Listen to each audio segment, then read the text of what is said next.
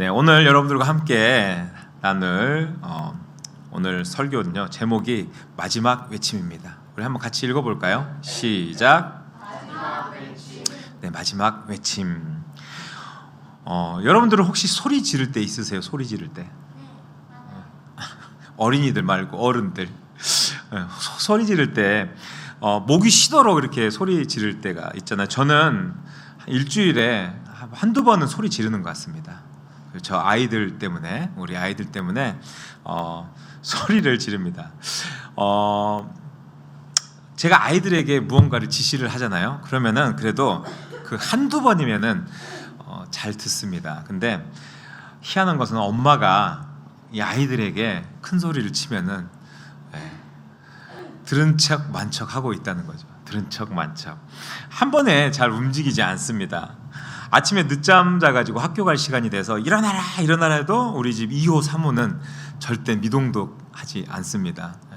너네 그러다 지각한다. 근데 학교 지각 1, 2분 전에 집에서 나갈 때도 있습니다.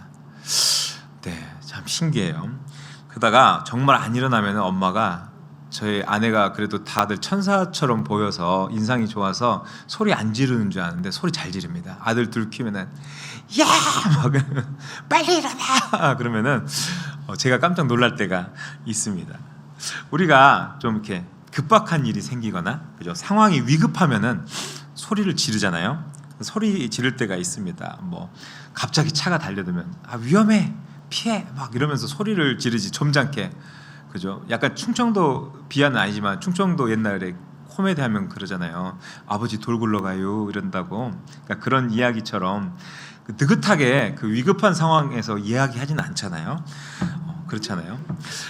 공적 담론이라 그래가지고 그런 것들을 연구하는 학자들이 어떤 이야기를 하냐면요. 우리가 연설을 하잖아요. 이렇게 연설을 할 때 청중이 실제로 좀 이렇게 행동할 수 있는 능력이 있는 그런 청중에게 긴급한 어떤 이야기들을 할 때 점잖게 이야기하지 않는다는 거예요.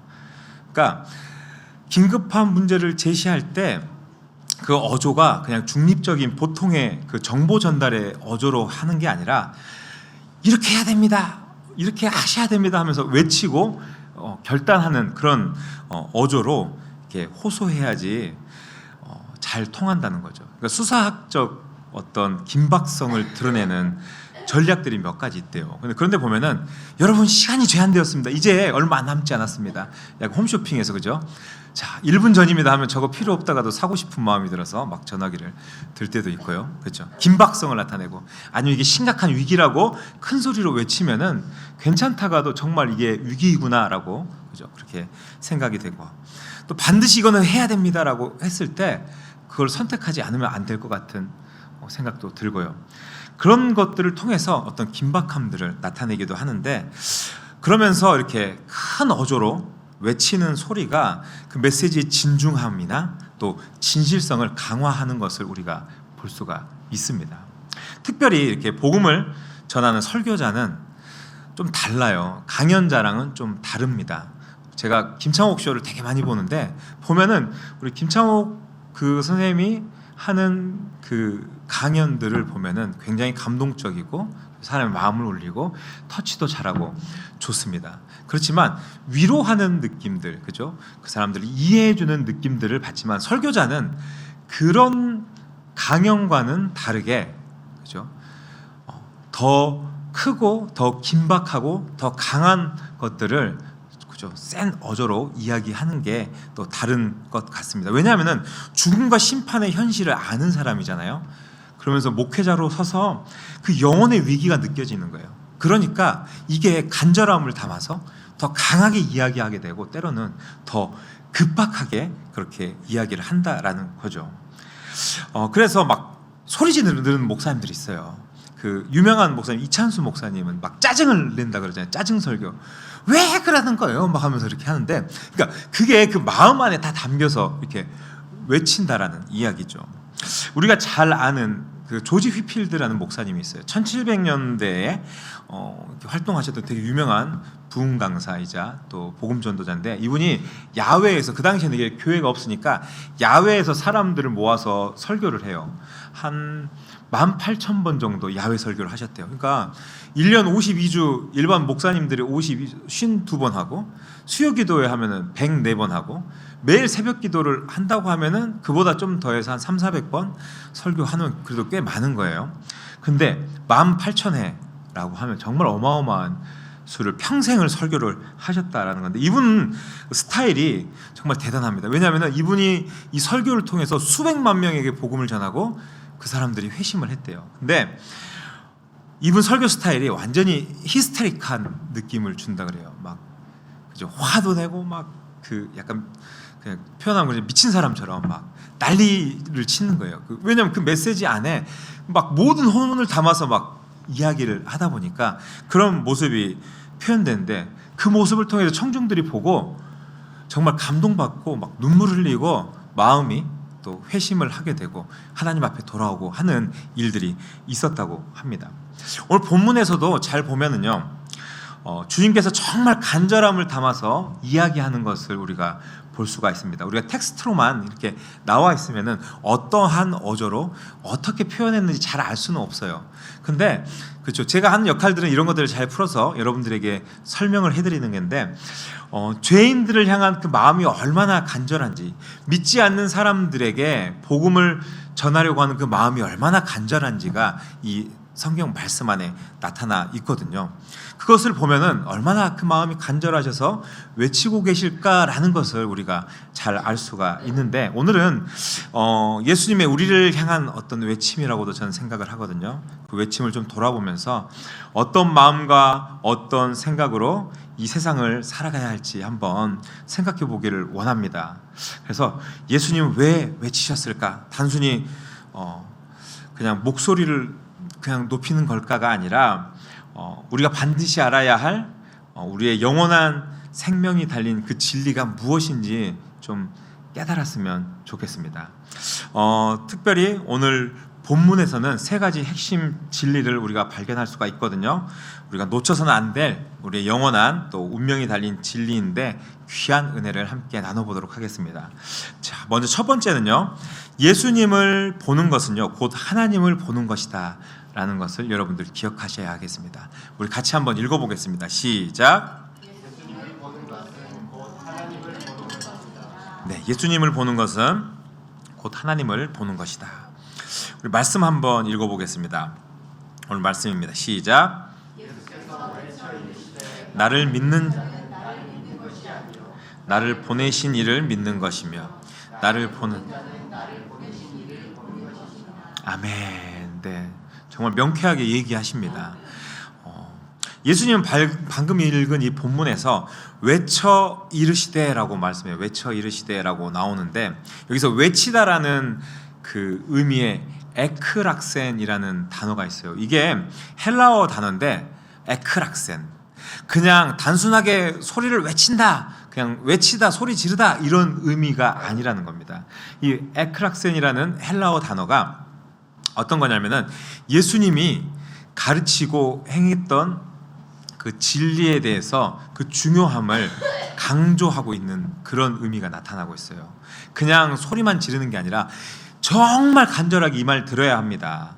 사람들이 영적으로 각성하고 깨어야 한다라고 예수님이 간절함을 담아서 이야기하는 거예요. 그냥 일반적으로 우리가 어떤 것을 지시하고 해라고 이야기하는 게 아니라 정말 이거 하지마 안 된다라고, 이건 정말 알아야 한다고, 이것은 깨달아야 한다고 그렇게 외치고 계신다라는 거죠. 그러니까 이 진리는 너희들이 꼭 들어야 한다라고 외치셨다라는 거예요. 예수님께서 나를 믿는 자는 나를 믿는 것이 아니라 나를 보내신 그 하나님 아버지를 믿는 것과 같고, 나를 보는 자는 나를 보내신 저 하나님을 보는 것과 같다라고 이야기를 합니다. 이거 되게 중요한 신학적 어떤 선언인데요. 왜냐하면은 예수님이 하나님 아버지하고 본질적으로 하나라는 것을 이야기해요. 삼위일체론에 대한 이야기입니다. 성부, 성자, 성령은 각 위가 있지만 또 같은 또 하나님이면서도 다른 또 성부, 성자, 성령이라는 이야기를 하고 있는 거죠. 우리가 거울을 볼 때 한번 생각을 해보세요. 예쁜 거울이 있으면 우리가 그 거울을 이 거울 예쁘게 생겼네 하고 거울을 쳐다봅니까? 아니면 그 거울 속에 비친 나를 보고 있습니까? 그죠? 나를 보죠. 거울이 아무리 예뻐도 나를 보게 됩니다. 거울 속에 비친 우리의 모습을 보잖아요. 예수님은 우리가 볼 수 없는 하나님의 어떤 해석자로 오신 겁니다. 그래서 빌립이 아버지를 보여주소서라고 했을 때 주님이 무엇이라고 했냐면요, 나를 본 자는 아버지를 보았느니라 라고 말씀을 하거든요. 그러니까 우리가 하나님을 멀리서 찾을 필요가 없습니다.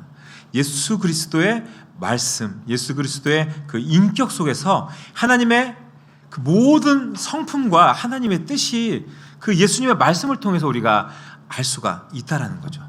아, 저거는 그냥 예수님이 하신 말씀이니까 따로구나라는 게 아니라 그 말씀이 곧 하나님의 말씀이고 성품이고 하나님의 뜻이라는 이야기입니다. 그래서 오늘 우리 삶 중심에 예수 그리스도를 모시고 산다라는 것은 곧 우리를 창조하신 그 하나님을 우리의 삶의 주인으로 모시는 것과 같은 겁니다. 다른 게 아니라 같은 거예요. 예수님의 눈으로 세상을 보고 예수님께서 이웃을 사랑하셨던 그 삶의 모범을 우리가 따라가고 또 이웃을 사랑했던 그 모습들을 우리가 또 똑같이 따라가는 것이 하나님을 우리가 사랑하고 또 하나님의 성품대로 닮아가는 모습이라는 이야기죠. 예전에 어떤 성도님이 제가 이제 다른 교회 사역할 때 찾아와서 이런 이야기를 해요. 내가 회사를 다니는데요, 목사님, 그리스도인으로 내가 정말 열심히 그렇게 정직하게 살고 싶은데 때로는 회사에서 야, 너만 예수 믿냐? 야, 이건 해봐 라고 하고 부당한 일들을 지시했다라는 거예요. 그래서 너무 힘들고 너무 고달프더래요. 그런 경우들 있잖아요. 저도 직장생활 해봐서 아는데 회식하는데 그러는 거예요. 야, 너만 교회 다니냐? 나도 장로인데 한 잔 먹어 막 강제로 권하는 거. 아유, 안 됩니다 라고 하면은 야, 오늘 먹고 이번 주일에 가서 회개하면 되잖아 막 이런 얘기하면은 업어치기 넘겨버리고 싶은 생각이 들 때가 있었어요. 그러니까 사람들이 그렇게 이야기를 하고 그리스도인으로 성실하게 살아가려고 하지만 그렇지 못하게끔 또 이야기할 때가 많은 거죠. 그래서 그런 것들을 거절하면 어떻게 됩니까? 실제로 불이익을 당하는 경우가 있어요. 그러니까 마찬가지로 이분이 이런 고충에 대해서 이야기를 하는 거예요. 제가 유도 감독을 할 때요, 시합을 나가면은 불법적인 일이 있습니다. 그러니까 승부 조작 정도로 있어요. 대학 문제가 달리고 하다 보면은 유명한 힘 있는 학교의 뭐 감독님들이 그 학교는 잘 봐주는 겁니다. 그러니까 그런 일들이 뭐 비일비재하게 있어요. 그럼 제가 맡았던 팀은 피해를 당하는 경우도 있었어요. 근데 깜짝 놀란 거는 그 학교 감독님이 지금은 그 학교 교장이세요. 국가대표 감독도 하셨던 분인데 그분이 장로님이라는 거예요. 너무 충격받은 거예요. 야, 저 사람이 장로면 나는 진짜 하나님 못 믿겠다 싶어서, 그때는 제가 집사였으니까 그런 마음이 드는 거예요. 정말 마음이 어렵더라고요. 어쨌든요, 성도님이 목사님 이럴 때는 하나님 뭐라고 하시겠습니까? 라고 물어보더라고요. 하나님 뜻을 어떻게 할 수 있어요, 목사님? 내가 어떻게 행동해야 될까요? 어떻게 판단해야 될까요? 그래서 제가 그랬어요. 예수님은 어떻게 하셨을까요? 예수님은 어떻게 하셨을까요? 그죠? 예수님은 그렇게 해라라고 하셨을까요? 어려운 질문이죠. 예수님이, 근데 저는 그렇게 생각을 했어요. 예수님은 진리와 진리가 아닌 것을 타협하셨는지에 대해서 물어봤어요. 집사님, 진리와 진리가 아닌 것을 타협하셨습니까? 아니면은 그렇게 타협하셨기 때문에 타협하지 않으셨기 때문에 예수님은 십자가를 지셨지 않습니까? 세상의 모든 권력, 그죠? 모든 힘, 그런 것들 인간의 몸으로 입고 태어나서 고통받지 않아도 되지만 진리이기 때문에, 우리를 구원하러 오셨기 때문에, 그죠? 그것을 해야 하기 때문에 본인이 닥쳐야 할 고통과 어려움 뻔히 알고 있지만 타협하지 않았다라는 거예요. 그리고 십자가를 지셨다라는 이야기죠. 잠시 그분이 이제 침묵하시더니 고개를 그냥 끄덕이고 가셨습니다. 네. 이렇게 하세요, 저렇게 하세요는 안 했는데 더 부담스럽게 했는지 모르겠지만, 여러분, 예수님을 보면요, 하나님의 뜻을 알 수 있다, 하나님의 그 뜻을 우리가 알 수 있다는 진리가 그 집사님의 삶에 적용되는 순간이었다라고 저는 생각을 합니다. 우리가 인생의 갈림길에서 방황하고 또 길을 잃었을 때 어떻게 해야 할까요? 많은 고민들을 해요. 우리에게 어려움이 생기면은 야, 이거 누구에게 이야기해서 이걸 돌파해 볼까? 인맥을 찾고 지혜를 찾고, 그죠? 경험을 찾습니다. 근데 우리는 예수님은 제일 마지막에 찾아요. 하다 안 되고 다 실패하고 다 망하면은 예수님을 찾는 거죠. 어쨌든 그렇게 찾아와도 되긴 해요. 그렇지만 우리는 늘 삶에 예수님을 바라볼 수 있어야 하는 거죠. 예수님의 말씀과 예수님의 삶을 묵상하면은 그 안에 답이 나와 있다라는 거죠. 말씀하십니다. 우리의 마음 가운데. 거기에 하나님의 뜻이 분명하게 나타나 있기 때문입니다. 이 시간 여러분들 간절히 바라는 것은요, 예수님을 아는 것이 곧 하나님을 아는 것이다. 자, 예수님을 아는 것이 누구를 아는 것이다? 네, 하나님을 아는 것이다. 이걸 반드시 기억하시기를 바랍니다. 그래서 예수 그리스도의 그 외침 속에 그 진리를 따르는 귀한 여러분들이 될 수 있기를 주님의 이름으로 축복합니다. 아멘. 네, 두 번째입니다. 두 번째, 주님은 우리를 어둠에서 건져내시는 생명의 빛이라는 거죠. 한번 읽어보겠습니다. 시작. 네, 우리 말씀 읽어보겠습니다. 쉬운 성경인데요. 네, 이어서 46절부터 48절의 말씀입니다. 같이 읽어보겠습니다. 시작. 나는 세상의 빛으로 왔다. 나를 믿는 사람은 누구든지 어둠 속에 머물지 않을 것이다. 내 말을 듣고 지키지 않는 사람이 있다 해도 내가 그 사람을 심판하지 않아.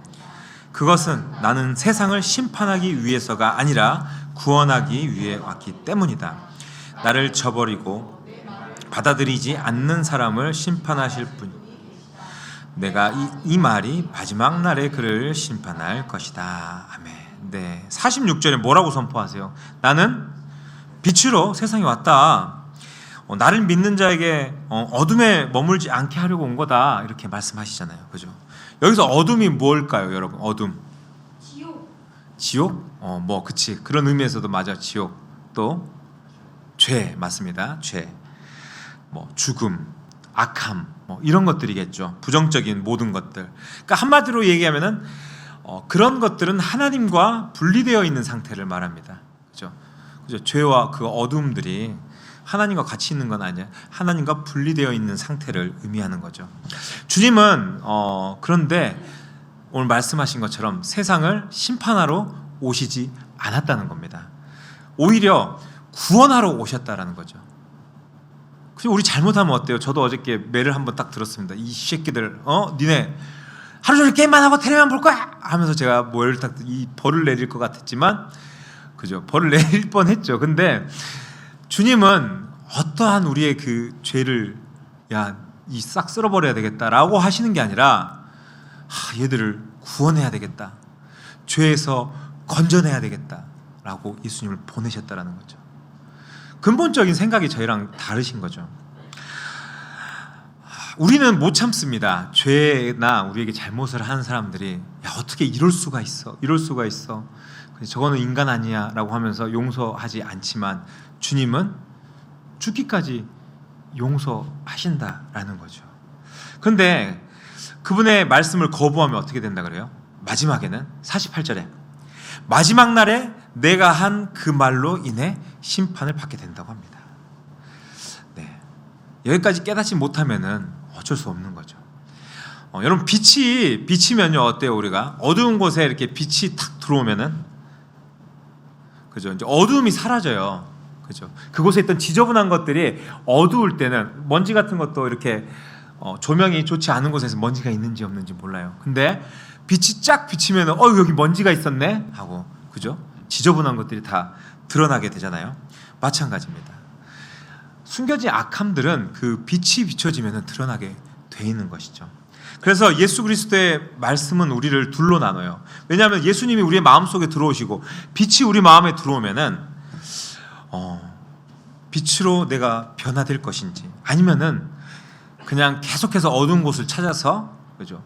숨고 회피하면서 그냥 그 죄 가운데 머물러서 그 심판을 자초할 것인지 우리는 생각해야 합니다. 생각해야 해요. 제가 엊그제 되게 재밌는 걸 봤어요. 어떤 분이 AI죠. 요즘 인공지능, 그죠? 챗GPT에게 물어봤대요. 챗GPT, 너는 네가 인간이라면은 기독교를 믿겠느냐라고 누가 질문했대요. 뭐라 그랬을까요?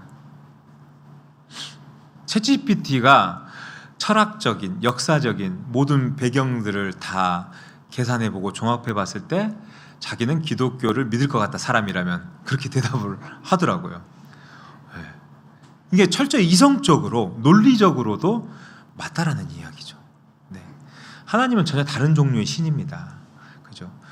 보통은 인간이 신에게 무언가를 했을 때 신이 그 인간을 위해서 그만큼의 대가를 치러주는 거예요. 그렇잖아요. 근데 하나님은 오히려 인간의 죄를 위해서 본인이 이 땅에 내려와서 죽어주셨다라는 거죠. 전혀 세상에서 말하는 신하고 다른 그런 분이라는 겁니다. 그래서 우리 이성적으로 판단을 해도 잘 선택할 수가 있다라는 이야기죠. 여러분, 예를 들어서 생각해보세요. 치적같이 어두운 밤에 어디 외국에 가 있다 생각. 제가 예전에 어디 유럽을 간 적이 있는데 깜깜하니까 제가 옛날에 가르쳤던 선생님들하고 유럽을 갔는데 밤에 배고파서 햄버거 사 먹자고 나갔다가 길을 잃어버려서 오스트리아에서 여기가 어디지? 내비게이션도 잘 안 되고 한참 헤맸던 길이 있어요. 겁나더라고요. 막 유럽은 치안이 좋지 않으니까 막 이렇게 동양 사람들끼리 다니니까 오는데 무섭더라고요. 그러니까 우리가 그렇게 어두운 밤에 아무도 모르는 장소에 가서 길을 헤맨다고 했을 때 어떻습니까? 당황스럽죠. 근데 그때는 이제 아주 예전이라서 카카오맵처럼 구글맵이나 이런 게 잘 없었어요, 어플이.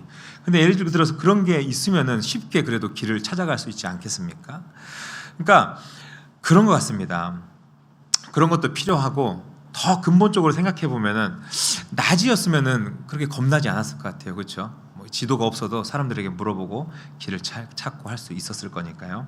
그러니까 좀 제가 깊이 생각했을 때 그런 좋은 지도도 중요하고, 그죠? 또 사람들에게 물어봐서 길을 찾는 것도 중요하지만 더 중요한 것은 낮이었으면은, 만약에 빛이 환한 곳에 있었으면은 어떤 근본적인 두려움이 없지 않았을까라는 생각을 해요. 그래서 예수님께서 우리의 그런 빛이 되어 주시지 않나라는 생각이 듭니다. 가끔 그냥 이렇게 발 밑만 비춰주는 등불이 아니라, 후레쉬 랜턴이 아니라 정말 근본적인 빛이 되어 주셔서 우리를 밝혀주고 계신 분이 아닌가라고 생각을 합니다. 우리는 밝은 빛 가운데, 그래서 믿음의 성도로 살아간다고 이야기를 하죠. 근데 또 가끔씩 보면은 그럼에도 어떤 어둠들이 우리한테 찾아오면은 그 안에 잠겨 있을 때가 있어요. 그죠? 잠식당할 때가 있어요. 그래서 어떻게 됩니까? 눈뜬 봉사가 되는 거예요. 그죠? 눈 뜨고도 보이지 않는 어두움에 잠식돼서 상황을 올바르게 판단하지 못하는 그런 모습을 갖게 돼요. 우리가 밝은 빛 가운데 우리가 맑은 눈을 가지고 주님 우리를 사랑하시는 대로 저도 그렇게 바라봅니다라고 하지만, 고난이 오면은 그냥 쓰러지고, 그죠? 어려움들이 생기면은 그 어두움 가운데 잠식되잖아요. 그 제대로 분별하지 못하는 영적인 소경이 될 때가 많다라는 거예요. 그래서 어때요? 제가 아까도 얘기했지만 내 고집, 내 경험, 내 지식, 정말 이런, 어떻게 보면 이게 제 어둠입니다. 그 어둠에 갇혀서 잘못 보고 살아갈 때가 더 많다라는 거예요. 주님, 맞아요. 주님, 그게 맞았네요. 제가 제 고집대로 해서 그렇게 어려움을 겪었습니다. 용서해 주십시오. 이럴 때가 더 많지 않습니까? 그렇기 때문에 나는 세상의 빛이라고 선포하신 그 주님께 우리 삶의 어두운 구석을 자꾸 내어드려야 하는 것입니다. 어떤 청년이, 이것도 예전에 또 생각이 많이 나더라고요. 이번 주는 또 어느 청년이 찾아왔어요, 저한테. 제가 청년부 담당이기도 했거든요. 청년부 담당인데 와서 자기 취업해야 하는데 조언을 많이 구하잖아요. 막 여기저기서 물어봤대요. 그런데 너무 많은 얘기를 해주더래요. 야, 너는 정말 성격이 차분하니까 그냥 안정적으로 공무원 시험 준비하면 딱 맞을 것 같아. 아, 그렇군요. 그런데 갑자기 누구한테 또 물어봤어요. 그랬더니 그분은, 야, 그래도 미래를 위해서는 좀 어렵더라도 고생하더라도 몇 년 좀 힘들어도 대기업에 도전해 봐야 되지 않냐. 공부 좀 더 해라. 막 이러더래요. 틀린 말이 아닌 것 같아서 아 그래 볼까? 워낙 성실한 친구니까요. 근데 또 어떤 분들은 또 스타트업이 미래다. 스타트업이 큰 회사만 가려고 하지 말고 좀 어려워도 같이 성장해 나가야 된다. 그래 그것도 맞는 것 같고. 네, 왜냐하면 제가 있던 혁신도시에는 또 그런 스타트업 회사들도 꽤 있었거든요. 그러니까 막 고민을 하는 거예요. 고민을 해서 교회 집사님들, 뭐 목회자들 막 다 물어보니까 전혀 다른 이야기를 해주니까 오히려 머리가 아파 죽겠다 그러더라고요. 이거 어떻게 결정해야 돼요? 전 뭐 해야 될까요? 그래서 제가 그랬어요. 좀 딴소리죠. 딴소리인데 그 중에 하나님께 기도하면서 뜻을 구하라는 분은 없든? 그렇잖아요. 그런 얘기를 했어요. 뭘 해라라기보다는 자기가 진짜 하나님 앞에서 그 뜻을 구하고 말씀을 통해서 하나님이 원하시는 삶의 방향을 찾는 것이 더 중요했기 때문에 그렇게 이야기를 했거든요. 그랬더니 그런 분은 없었다고 하더라고요. 인간적인 마음에 너무 그 청년을 아껴주는 마음에 사람들이 정말 많은 조언들은 했지만 우리에게 중요한 것은 물론 중요하지만 우리가 어떻게 하나님 뜻 안에서 살아갈지가 더 중요한 사실인 것 같습니다. 그렇죠? 그러니까 실은 그렇게 살 수 있는 우선순위가 가장 앞에 놓일 수가 있어요. 주님 뜻대로 살아야 되겠다. 그러면 그러기 위해서 어떤 곳에 자리를 잡고 어떤 직장을 구하고 어떻게 해야지가 아니라 어느 학교를 가서 실력에 맞춰서 졸업을 해서 어떤 직장에 가서 그 다음에 그 주변에 있는 어떤 교회를 찾아서 그러니까 후순위로 밀려나는 것들이 또 있어요. 제가 저희 어머니한테 와서 삽시다 서울에 혼자 계시니까 그랬더니 나는 교회가 이곳이라서 그러니까 이제 혼자 사시니까 그 이제 주택을 나라에서 이렇게 주잖아요. 이제 공공임대 같은 그런 것들을 이제 우선순위로 주는데 강남에 나왔대요. 강북 저 구석에 사는데 약간 강남 쪽이랑 가까운 뭐 이쪽에 집이 이제 작은 서민 아파트가 당첨이 됐대요. 안 갔다는 거예요. 왜? 그 인프라가 좋은데 거기를 가야지. 내가 가보면 그냥 할렘가 같은 데 살거든요, 제 어머니. 근데 결국은 그 통화하는데 그러더라고요. 교회랑 가까우니까 새벽기도도 가야 되고 새벽기도도 매일 가야 되고 예배드리러 가야 되고 기도하러도 가야 되는데 너무 멀면은 내가 힘들다. 그래서 안 갔다. 답답하죠. 저는 자식 입장에서 좋은 조건에 좋은 환경에 집에 살면 되는데 교회 때문에 안 갔다. 근데 실은 그 말이 맞는 거예요. 예전에 어른들 보시면은 평생 한 교회를 섬기면서 옮기지 않고 지내셨던 것들도 볼 수가 있었거든요. 어쨌든요, 우리는 정말 많은 정보의 시대에 살아요. 그래서 이게 맞는 건지 이게 틀린 건지 정말 우리는 잘 분별하면서 살 수가 있다라고 생각을 해요. 유튜브를 켜면 뭐라고 합니까? 이렇게 하면 성공합니다. 이렇게 하면 자기 관리 잘할 수 있습니다. 뭐 정보가 쏟아지고 성공의 비법도 막 쏟아집니다. 막 SNS 보면은 그 상대적 박탈감들이 많이 생겨요. 좋은 거 먹고 좋은 호텔에서 지내고 좋은 차 타고 비행기 1등석 타서 해외여행 가고 막 이런 거 올리면은 나는 이렇게 열심히 사는데 나는 정말 풀리는 것이 왜 이렇게 힘든가라는 생각이 들어요. 근데 그런 모습들이 우리를 막 압박해요. 나는 이렇게 노력했는데도 그렇게밖에 살 수 없다라는 마음으로 우리를 막 몰아 넣습니다.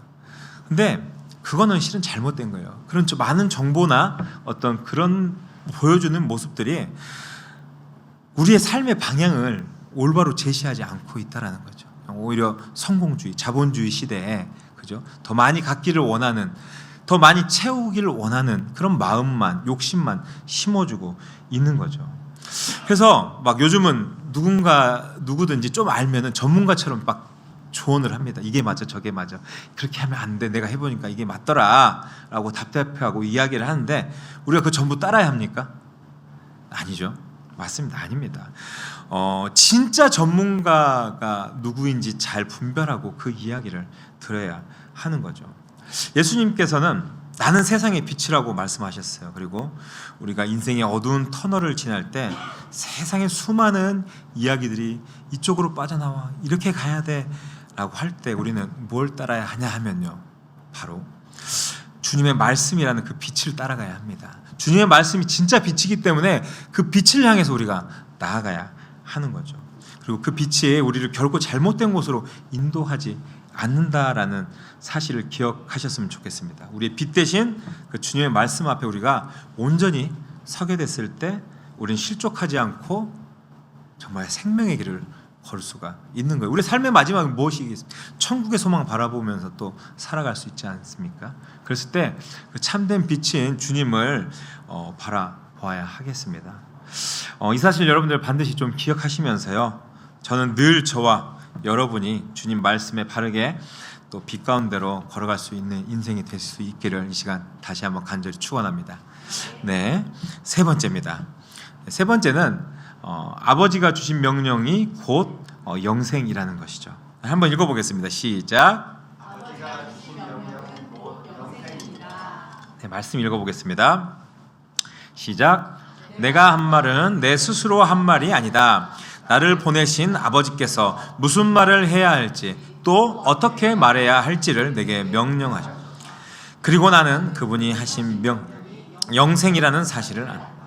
그러므로 내가 말하는 것은 무엇이든지 아버지께서 내게 그렇게 말하라고 말씀하신 것이다. 네, 아멘. 예수님께서 뭐라고 하시죠? 내가 한 말은 내 자의로 말한 것이 아니다. 나는 하나님 나에게 내린 명령이 그게 영생인 줄 알기 때문에 그렇게 한 거다. 하나님이 시킨 대로 나는 했다라고 말씀하고 계세요. 그러니까 예수님의 모든 말씀과 행동이 어디서 나온 거라고요? 하나님의 명령에서 나온 거예요. 그렇죠? 내 자의로 한 게 아니다. 그분의 뜻대로 행한 거다. 그러니까 그 하나님의 뜻에 절대 순종하고 나온 거다라고 하는 거예요. 그러니까 하나님께서 그 아들이신 예수님께 주신 그 명령의 본질이 무엇냐면요, 이 인간들, 제가 얘기한 벌을 주고 제대로 살지 못한 이 인간들 세상에 다 파멸시켜버려, 그게 아니라는 거예요. 오히려 이 죄 많은 인간들 정말 새 생명을 주어서 거듭나게 해서 정말 영생을 주어라. 이게 이제 하나님의 뜻이라는 이야기죠. 네. 우리가 예수님의 말씀을 듣고 지키는 것은 단순히 그냥 종교적인 의무가 아닙니다. 그럼 무엇입니까? 무엇이냐면은 우리가 말씀을 듣고 지키는 것은 하늘로부터 영원한 생명을 얻는 통로가 되기 때문에 그렇게 행한다라는 것이죠. 여러분, 농부를 생각해도, 저는 이제 농사를 잘 몰라서, 아까 우리 농사 짓는다고 하셨는데 저희 장인이 농사를 많이 지으세요. 쌀 농사. 지주는 아니고, 지주였으면 참 좋았을 뻔했는데 이렇게 이제 소작 받아서 이제 시골에는 그 어르신들이 많이 안 계시니까 70이 넘으셨는데 청년이시더라고요. 그래서 뭐 농사를 꽤 많이 짓는데, 농사 짓는데 가보니까 저는 어렸을 때까지도 전 도시 남자라 잘 몰라서 이렇게 씨를 심으면 이제 바로 나는 줄 알았어요. 그랬더니 아니더라고요. 이 모판에 키워서 이제 모내기를 하더라고요. 근데 저같이 모르는 사람은 그게 좀, 모판을 심고 하는 게 왜 저렇게 헛수고를 하지라고 생각할 수 있잖아요. 이중적으로 수고를 한다라고 생각을 할 수 있잖아요. 그냥 땅에 씨앗을 보통의 열매들 날 수 있게 심으면 되는 거지 뭐 하는 것인가라고 모르면 그렇게 오해할 수 있을 것 같아요. 근데 어떻습니까? 왜 그 모판에, 그죠, 모를 키워서 모내기를 하는 겁니까? 에? 그거 잘 크라고, 그죠? 그러니까 그 수확물의 양이 많아지고, 그죠? 생산성을 높이려고 그렇게 개발한 거 아니겠어요? 그런 목적으로 하는 거잖아요. 풍성한 열매를 맺게 하라는 목적이잖아요. 그죠? 전 몰랐으니까 왜 저렇게 힘들게 하지? 그러니까 하나님이 구원하신 우리들에게 내린 명령과 이와 똑같아요. 그러니까 주님께서 이제는 내가 너희를 살렸으니까 너희는 내 말대로 살아라 라고 이야기를 하신 거예요. 그러면 약간 그런 오해도 해요. 하나님 그렇게 해놓고 구속하려고 드시네 우리를. 우리에게 집착하시는 건가? 우리를 왜 이렇게 괴롭게 하시지? 우리에게 자유를 주신 분이라고 하는데 그렇게 생각할 수 있어요. 이거 하지 마라, 이거 하지 마라. 하지 말라는 게 되게 많으니까. 근데 그렇게 우리를 구속하려는 굴레가 아니라는 거예요. 그러니까 오히려 이 말은 우리를 살리려는 외침이자 간절한 호소라는 거예요. 이해되세요?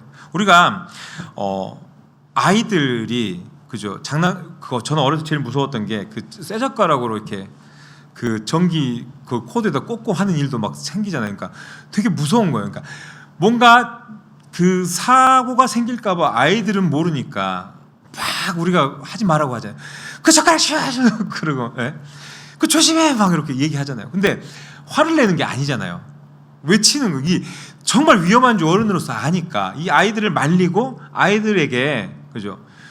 그런 위험에 빠지지 않게 하려고 막 세게 이야기하는 거잖아요. 그거를 구속하는 게 아니잖아요. 아이들을 지키고 보호하려는 목적이잖아요. 마찬가지라는 거예요. 그러니까 주의 명령은 우리를 살리는 생명의 법인 겁니다. 그러니까 예수님께서 하나님의 미랄이 되어서 죽으셨잖아요.